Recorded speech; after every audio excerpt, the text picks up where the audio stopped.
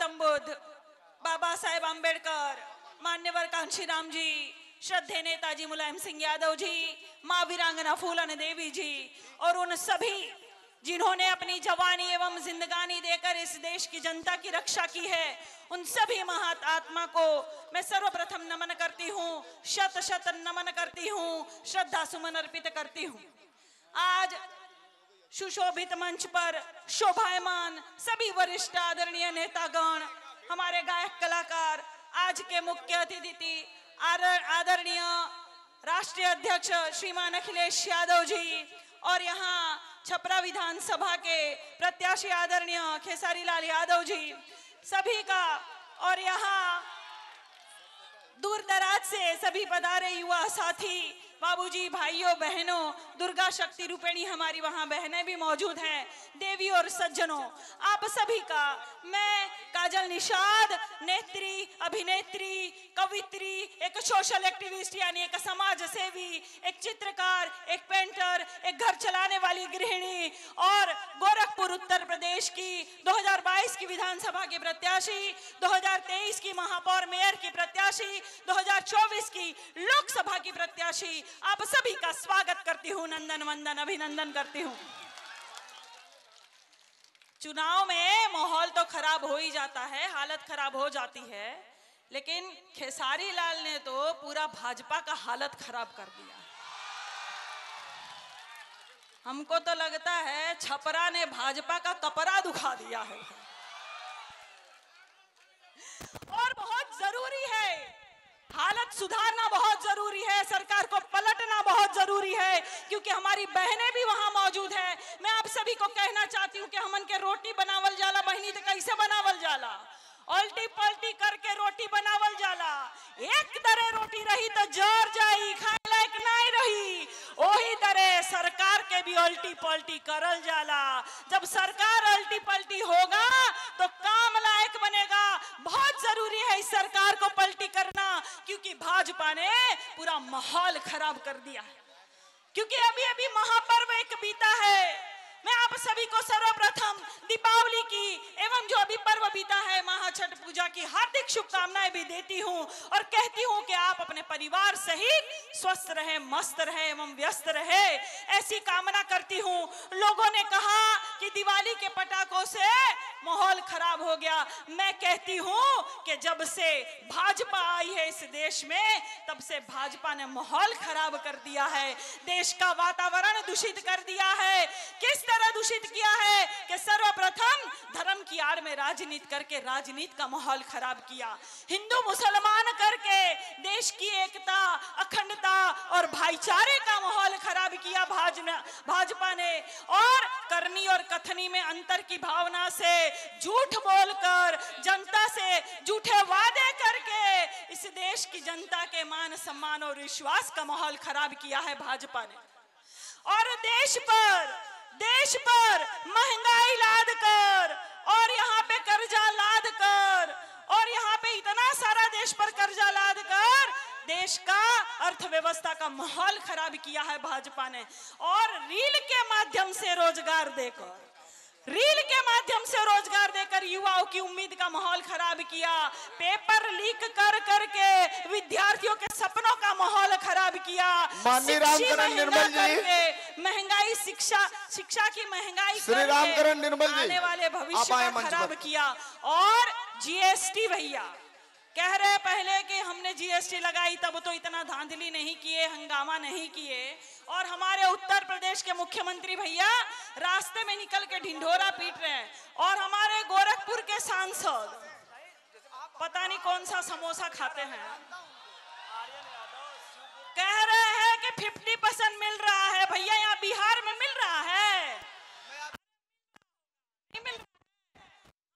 उत्तर प्रदेश के गोरखपुर में जाकर लाइव परीक्षण किया और दूध का दूध, पानी का पानी करते हुए व्यापारी भाइयों से पूछा कि झूठ बोलने में मोदी जी से आगे तो नहीं जाएंगे रवि किशन, 50% मिल रहा होगा, लाइए हमको 50% दीजिए, लाइए 5000 का जैकेट 1600 में दीजिए। अरे इतने बड़े आविष्कार है, कह रहे थे रिमोट का, लहंगा का 50% मिल रहा। इतने बड़े लाइव परीक्षण, हमको लग रहा है व्यापारी भाइयों ने हमको कहा कि नहीं मिल रहा है बहन, ये झूठ बोल रहे हैं, पता नहीं कौन सा सस्ता नशा करते हैं। हमको लगता है कि 44 करोड़ का गांजा उतरा था भैया, और कहीं पूरा समोसा के साथ लपेट कर, कहीं हर हर महादेव तो नहीं कर दिए हैं। इस तरह से झूठ बोलने पर से किस कदर से देखते हैं, ये आप समझ जाएंगे कि भाजपा हमको कहीं भी आगे बढ़ने नहीं देती है, अच्छी शिक्षा नहीं देती है, ये हमको किस नजर और किस कदर से देखती है, ये कविता के माध्यम से समझिएगा।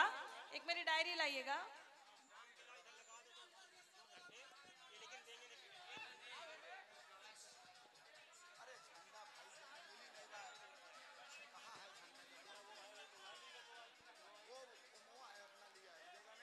कि भाजपा वाले कहते हैं, हमको पूछते हैं कि कौन जात हो, हम कहते हैं शूद्र है साहब। शूद्र हो नहीं मतलब किस में आते हो? आपकी गाली में आते हैं, गंदी नाली में आते हैं, और अलग की हुई थाली में आते हैं साहब। नहीं, हमको लगता है कि हिंदू में आते हो। हाँ आते हैं ना साहब, कावड़ उठाते हैं ना साहब, आपके चुनाव में हम हिंदू में भी आते हैं साहब। अरे क्या खाते हो? वही जो शूद्र खाता है साहब। नहीं मतलब क्या क्या खाता है? कि कर्ज का भार खाता है, आपसे मार खाता है, और तंगी में कभी नून तो कभी अचार खाता है साहब। अरे हमें लगा मुर्गा खाते हो। अरे खाता हूं ना साहब, पैसा भी पाता हूं ना साहब। आपके चुनाव में हमारी अम्मा 10,000 भी पा जाती है साहब। अरे मुझे लगा कि मुर्गा खाते हो, खाता हूं ना साहब, पैसा भी पाता हूं ना साहब। आपके चुनाव में हमारी अम्मा 10,000 भी पा जाती है साहब। क्या क्या पीते हो भाई? वही जो शूद्र पीता है साहब। नहीं मतलब क्या क्या पीता है? छुआछूत का गम, टूटे अरमानों का दम, और आपके भाषणों में सुना गया सारा भरम पीता है साहब। नहीं मुझे लगा शराब पीते हो, पीता हूं ना साहब। आपके चुनाव में शराब भी पी जाता हूं और झूम के प्रचार में जाता हूं। क्या मिला है भाई? वही जो शूद्र को मिलता है साहब। क्या मिलता है? कि जिल्लत भरी जिंदगी, आपकी छोड़ी हुई जिंदगी, आपकी छोड़ी हुई गंदगी, और 85 होने के बावजूद भी आप जैसे परजीवियों की बंदगी मिली है साहब। मुझे लगा वादे मिले हैं, हाँ इरादे भी मिले हैं, चुनाव में कभी ना पूरे होने वाले वादे भी मिले हैं साहब। क्या हुआ है भाई? वही जो शूद्र के साथ होता है साहब। नहीं मतलब क्या क्या होता है शूद्र के साथ? कि चश्मा पहनने पर, मूछ रखने पर मार दिया जाता है, घोड़ी चढ़ने पर, मंदिर की सीढ़ियां चढ़ने पर उतार दिया जाता है, कि मटके में से पानी पीने पर जान से मार दिया जाता है, शिकायत करो तो झाड़ दिया जाता है, आवाज उठाओ तो डांट दिया जाता है, अच्छे नंबर लाओ तो छांट दिया जाता है, कथा बाचने पर सर मुड़वा दिया जाता है, काजल निषाद की तरह मेहनत करके चुनाव लड़ो तो धांधली से चुनाव हरवा दिया जाता है, और मुख्यमंत्री आवास खाली करने पर गंगा जल से मुख्यमंत्री आवास को धुलवा दिया जाता है। तो ये होता है हम सबके साथ। इसीलिए कह रही हूं कि डरना मत, क्योंकि 85% जनता को गरीब बनाने की साजिश चल रही है, और ये साजिश चल रही है भाजपा की। आप लोग याद रखिए, अच्छी शिक्षा नहीं मिल रही है, अच्छे रोड नहीं मिल रहे हैं। मैं लगातार यहाँ बिहार में घूम रही हूँ, मुजफ्फरपुर में, दरभंगा में लगातार घूम रही हूँ। मैंने देखा यहाँ कुशासन बाबू का कोई विकास नहीं हुआ है, लगातार खराब रोड है, कहीं अस्पताल नहीं है, कहीं शिक्षा के लिए किसी को कोई रोजगार नहीं है, सब यहाँ बेरोजगारी छाई हुई है। इसलिए मैं कहती हूँ कि लगातार मेहनत करके अपने बूथ को मजबूत करके खेसारी भैया को जिता दीजिएगा भैया, क्योंकि ये चुनाव ही केंद्र की सरकार जो है वो तय करेगी कि कौन वहां केंद्र में बैठेगा। देश की सरकार को पलटने का काम अगर कोई करेगा तो बिहार करेगा।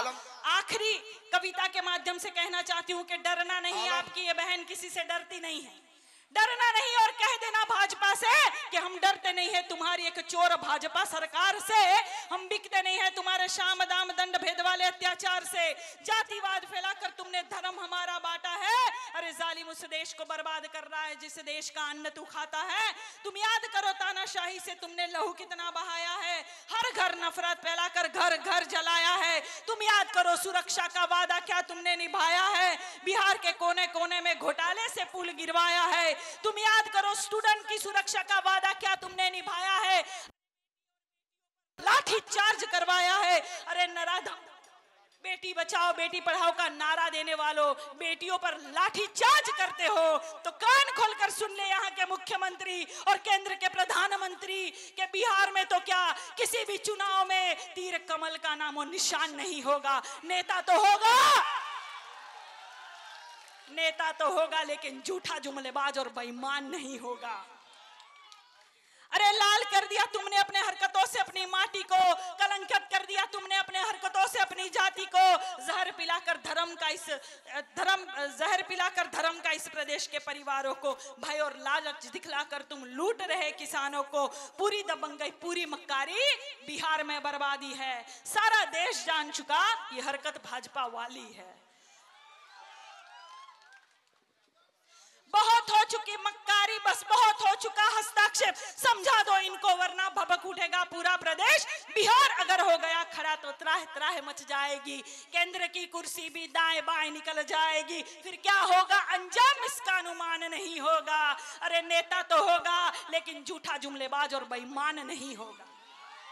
अभी आखिरी लाइन से अपनी वाणी को मैं विराम देना चाहती हूं कि कुशासन बाबू बिहार की चिंता मत करो, बिहार की चिंता मत करो। हम तीर कमल का झोला और झोल बदल देंगे। अरे इतिहास की क्या हस्ती है, हम बिहार वासी पूरा भूगोल बदल देंगे।